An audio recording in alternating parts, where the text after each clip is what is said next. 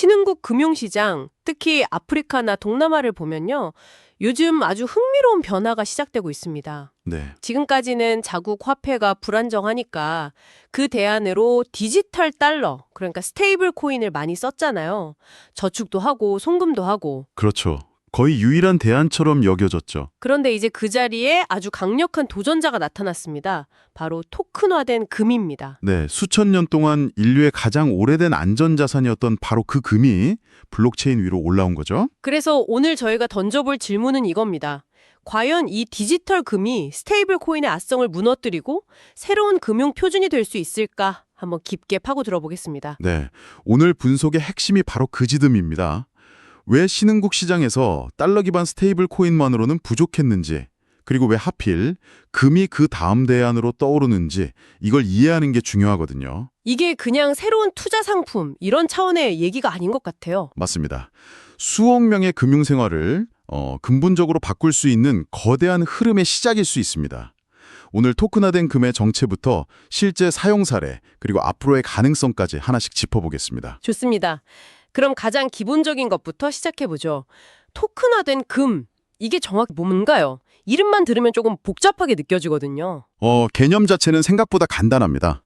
실제 금괴를요, 어딘가 안전한 제3의 금고에 보관을 해요. 제3의 금고라면 뭐 예를 들어 런던이나 취리 같은 곳에 있는 전문 업체 금고 말씀이시죠? 네, 맞습니다. 그런 전문 수탁업체 금고에 금을 맡겨놓고 그 금에 대한 소유권을 증명하는 디지털 증서를 블록체인 기술로 발행하는 겁니다. 그러니까 은행에 돈 맡기면 통장에 잔고가 찍히듯이 금고에 금을 맡기면 내 스마트폰 지갑에 디지털 금 토큰이 들어온다. 이런 개념이군요. 정확합니다. 그래서 토큰 하나하나가 실제 금과 1대1로 교환이 보증되는 거죠. 대표적인 예시로는 어떤 게 있을까요? 가장 잘 알려진 게 탁스골드, PAXG나 테도골드, XAUGT 같은 것들이죠. 보통 토큰 1개가 실물금 1트로연스, 그러니까 약 31.1g 정도 가치랑 연동이 돼요. 이게 가장 큰 혁신은 역시 접근성이겠네요. 그렇죠. 예전에는 금에 투자하려면 금운방 가서 큰 돈 주고 금괴를 사거나 복잡한 상품에 가입해야 했잖아요. 맞아요. 근데 이제는 스마트폰만 있으면 단돈 몇천 원으로도 0.01g 단위로 금을 살 수 있게 된 거예요. 금 투자의 문턱을 완전히 허물어버린 셈이죠. 이게 그냥 일부 기술 애호가들만의 얘기가 아닌 게 시장 규모를 보니까 이미 무시할 수가 없더라고요. 네. 2025년 기준으로 관련 시장 규모가 40억 달러, 우리 돈으로 약 5조 5천억 원이 넘었고 계속 빠르게 성장하고 있다고 합니다. 핵심은 그 성장세가 어떤 투기적인 수요보다는 실질적인 필요에 의해서 주도되고 있다는 점이에요. 특히 특정 지역의 고질적인 금융 문제를 해결하는 강력한 솔루션으로 주목받으면서 그 가치가 더 커지고 있습니다. 바로 그 지점입니다. 왜 유독 아프리카, 동남아, 중남미 같은 신흥국에서 이 디지털 금이 이렇게 폭발적인 반응을 얻고 있는 걸까요? 사실 선진국에서는 금을 주로 포트폴리오 다각화를 위한 투자 자산 정도로 생각하는데 신흥국에서는 의미가 완전히 다른 것 같아요. 그 지역들이 처한 현실을 보면 답이 바로 나옵니다. 이들은 공통적으로 자국 화폐 가치가 굉장히 불안정하고 살인적인 인플레이션을 겪고 있거든요. 내가 평생 모은 돈의 가치가 정부 정책 한 번에 반토막이 날 수도 있다는. 심하면 10분의 1 토막이 날 수도 있다는 공포를 일상적으로 안고 사는 거죠. 여기에 은행 계좌가 없는 인구 비율도 높고요. 해외로 돈을 보내는 건 엄청난 비용과 시간이 드는 일입니다. 구체적인 수치를 보면 정말 와닿으실 텐데요. 사하라 이남 아프리카로 200달러를 송금할 때 드는 평균 수수료가 약 8%에 달한다고 합니다. 8%요? 네. 200달러 보내는데 16달러, 우리 돈으로 2만 원이 넘는 돈이 그냥 수수료로 사라지는 겁니다. 와... 받는데 며칠씩 걸리는 건 예사고요. 바로 그런 환경에 처한 사람들한테 디지털 금은 단순한 투자 자산을 넘어서 금융 생존 수단이 되고 있는 겁니다. 생존 수단이요? 네. 예를 들어 케냐 출신으로 독일에 있는 간호사를 한번 상상해 보세요. 예전에는 월급 일부를 가족에게 보내려면 송금 업체에 가서 비싼 수수료 내고 며칠씩 걸려서 돈이 도착하기를 기다려야 했죠. 그렇죠. 하지만 이제는 월급을 유로 스테이블 코인으로 받아서 생활비는 바로 케냐로 송금하고 남은 돈은 터치 몇 번으로 토큰화된 금으로 바꿔서 저축하는 거예요. 미래를 위해서. 네, 이 모든 과정이 몇 분 안에 거의 수수료 없이 끝나는 거죠. 이건 한 개인의 삶을 바꾸는 혁신입니다. 그럼 이런 의문이 드네요. 기존에 널리 쓰이던 달러 연동 스테이블 코인도 있지 않습니까? 안정성만 따지면 가격이 매일 변하는 금보다는 달러 기반 스테이블 코인이 더 나은 선택처럼 보이는데요. 아주 중요한 질문이고 바로 여기서 두 자산의 역할이 나뉩니다. 역할이 나뉜다. 네, 스테이블 코인은 미국 달러를 기준으로 하니까 단기적인 가격 안정성은 탁월하죠. 오늘 100달러 가치의 스테이블 코인은 내일도 거의 100달러니까요. 일상적인 결제나 송금처럼 가치를 빠르고 안정적으로 이동시키는 데 최적화되어 있습니다. 하지만 결국 기준이 되는 자산이 달러라는 한계는 못 벗어나는 거군요. 그렇죠. 단기적으로는 안정적일지 몰라도 길게 보면 미국 연준의 통화 정책에 따라서 인플레이션이 생기고 그럼 내 돈의 가치도 같이 녹아내리는 거니까요. 바로 그겁니다. 이걸 피하고 싶다면 사람들은 결국 다른 무언가를 찾을 수밖에 없게 돼요. 그리고 그 다른 무언가가 역사적으로 항상 금이었던 거죠. 아, 그래서 신흥국 사람들은 본능적으로 깨닫기 시작한 겁니다. 일상거래의 편리함은 스테이블 코인으로 해결하고 내 자산의 구매력을 장기적으로 안전하게 보존하는 근본적인 문제는 토큰화된 금으로 해결하는 거죠. 역할 분담이군요. 네, 역할의 분담이 일어나고 있는 겁니다. 말씀을 듣고 보니 정말 두 가지가 완전히 다른 용도로 쓰이는 것 같네요. 하나는 주머니에 넣어두고 쓰는 현금 같고 다른 하나는 뭐랄까 은행 깊숙한 곳에 금고에 넣어두는 자산 같은 느낌? 정확히 보셨습니다. 그래서 보통 저희는 이렇게 비유해요. 스테이블 코인은 디지털 지갑 속 현금이고 토큰화된 금은 디지털 금고라고요. 디지털 금고. 네, 심지어 그 디지털 금고는 국경도 없고 특정 국가의 정부가 마음대로 압류할 수도 없다는 강력한 특징까지 갖추고 있죠. 하지만 금 가격 자체의 변동성도 무시할 순 없지 않나요? 인플레이션에 피하려다 금 시세가 하락해서 더 큰 손실을 볼 수도 있는 거 아닌가요? 이게 정말 안전자산이라고 할 수 있을까요? 핵심을 짚으셨습니다. 물론 금 가격도 단기적으로는 오르내립니다. 하지만 역사적으로 보면 금은 특정 국가의 화폐와는 달리 그 가치의 총량이 한정되어 있기 때문에 장기적으로는 인플레이션을 방어하면서 꾸준히 구매력을 유지해왔어요. 아, 국가가 파산해도 금의 가치는 사라지지 않으니까. 그렇죠.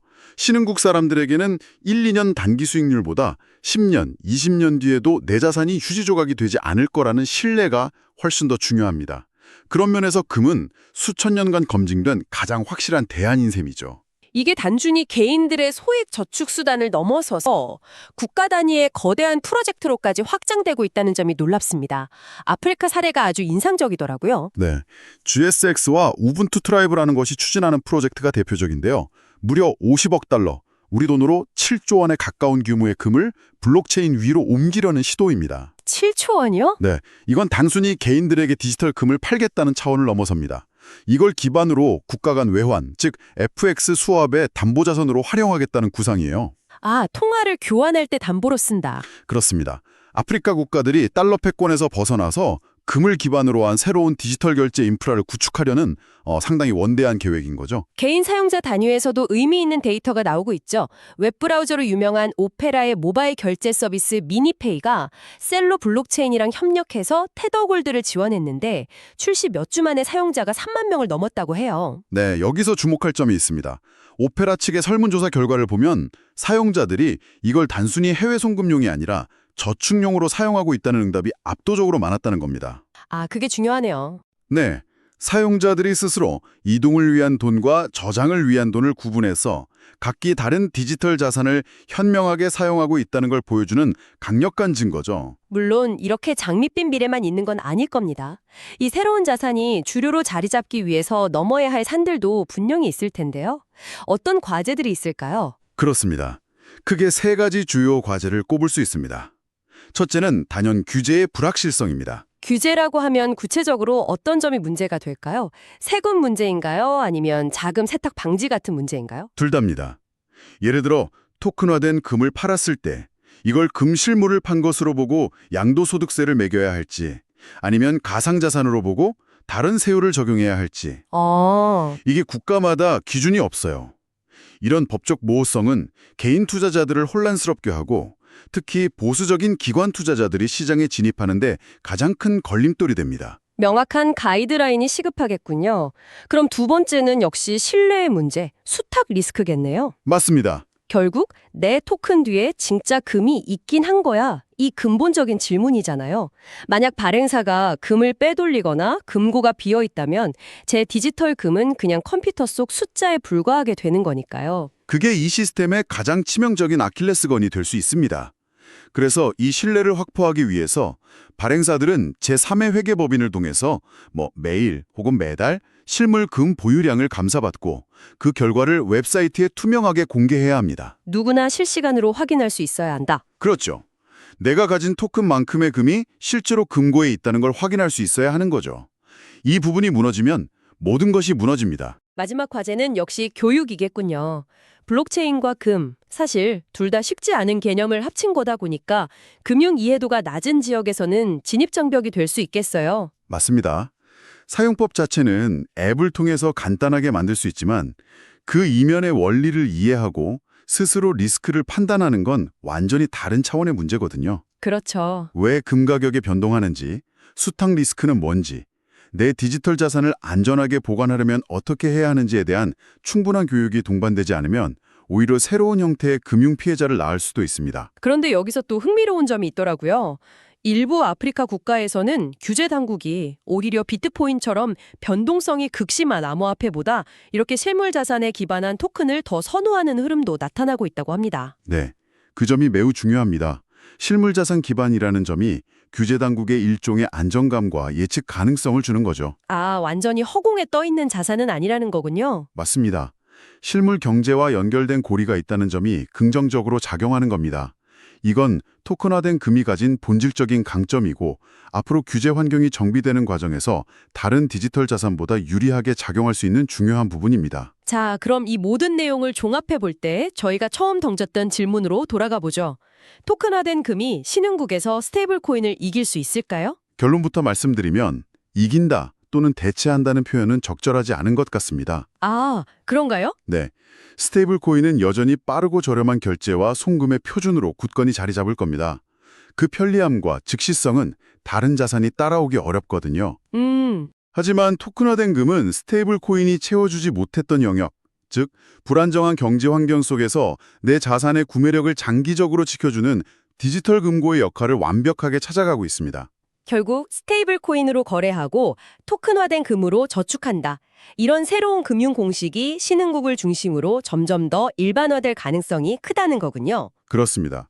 두 디지털 자산이 서로 경쟁하는 게 아니라 각자의 영역에서 시너지를 내면서 새로운 금융 생태계를 만들어가는 모습으로 봐야죠. 네, 이제 그림이 그려지네요. 그리고 이건 단순히 금에 대한 이야기가 아닙니다. 신흥국의 금융구조 자체가 중앙화된 은행 시스템을 건너뛰어서 개인 중심의 디지털 금융으로 재편되고 있다는 강력한 신호이고요. 아, 더 큰 그림이 있군요. 네, 금의 성공적인 디지털화는 앞으로 더 많은 실물 자산, 즉 RWA라고 하죠. 현실 세계에 존재하는 가치 있는 모든 것들이 디지털화될 미래를 보여주는 매우 중요한 선행 사례라고 할 수 있습니다. 오늘의 이야기는 금에서 시작했지만 어쩌면 이건 정말 거대한 변화의 시작에 불과할지도 모르겠네요. 만약 금뿐 아니라 우리가 사는 아파트, 소유한 미술품, 투자한 채권 같은 다른 모든 실물 자산이 이렇게 토큰화된다면, 그래서 전 세계 어디서든 스마트폰 하나로 쉽게 거래되고 저장될 수 있다면 신흥국의 금융은 물론이고 우리 모두의 자산 관리 방식은 과연 어떻게 변하게 될까요? 한번 생각해 볼 만한 질문인 것 같습니다. 시청해 주셔서 감사합니다.